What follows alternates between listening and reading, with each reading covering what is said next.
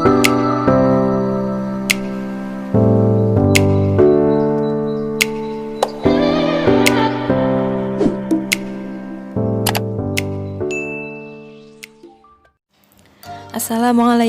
warahmatullahi wabarakatuh. Halo anak-anak ibu semuanya. Bertemu kembali bersama Ibu Astri pada mata pelajaran biologi kelas 10. Kali ini kita akan membahas materi bab 3, yaitu tentang klasifikasi makhluk hidup. Sebelum kita membahas materi lebih jauh, apa sih klasifikasi makhluk hidup itu?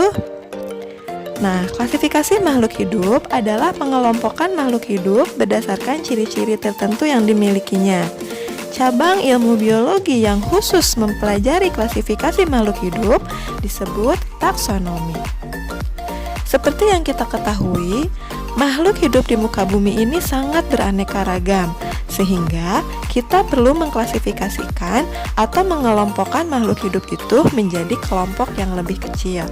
Nah, tujuan dari klasifikasi ini adalah 1. Mempermudah pengenalan dan pembelajaran organisme yang beraneka ragam.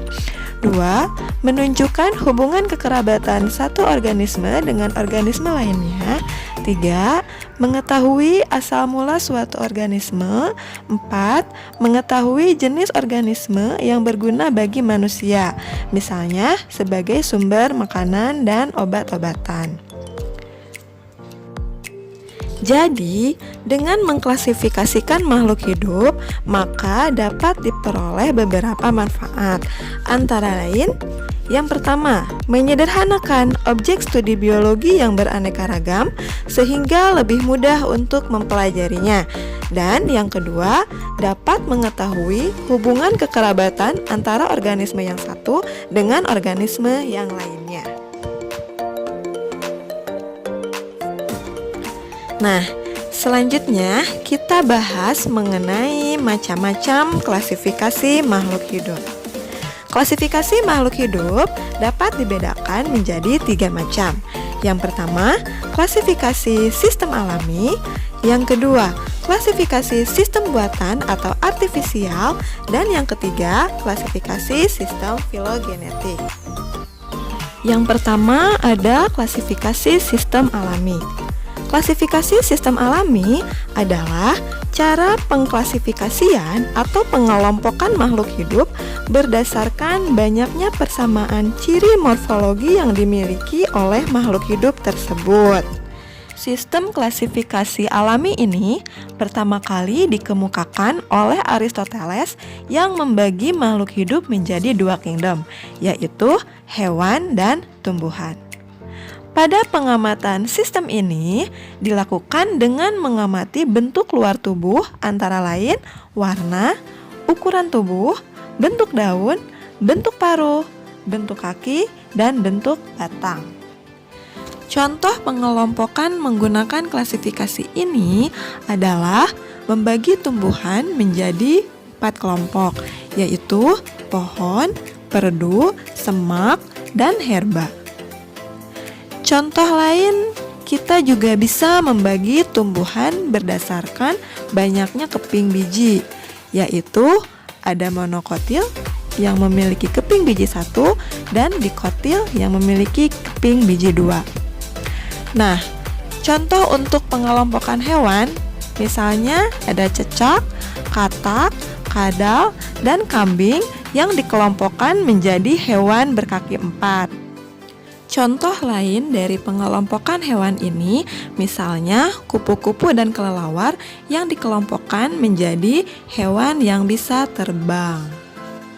Klasifikasi makhluk hidup yang kedua adalah klasifikasi sistem artifisial atau buatan, yaitu cara pengklasifikasian makhluk hidup berdasarkan satu atau sedikit persamaan ciri morfologi, alat reproduksi, habitat, dan daerah tempat penyebaran tanpa memperhatikan strukturnya. Sistem ini pertama kali diperkenalkan oleh Carolus Linnaeus.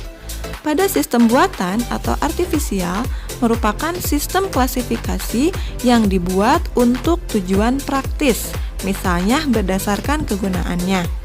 Contoh dari sistem pengelompokan ini, misalnya kita ingin mengelompokkan jahe, kina, kayu putih, dan ginseng ke dalam kelompok tanaman obat. Nah, tanaman tersebut memiliki struktur yang berbeda, namun kegunaannya sama. Contoh lain dari klasifikasi sistem buatan ini adalah kita ingin mengelompokkan bunga mawar, melati, cempaka, dan anggrek yang memiliki mahkota bunga yang indah ke dalam kelompok tanaman hias. Atau misalnya kita ingin mengelompokkan padi, jagung, gandum, dan ubi sebagai tanaman makanan pokok. Dan yang terakhir adalah klasifikasi sistem filogenetik.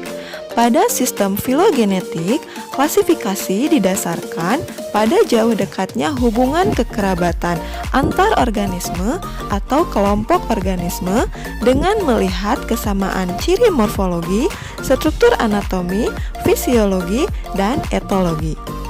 Filogeni merupakan hubungan kekerabatan antar organisme berdasarkan proses evolusinya.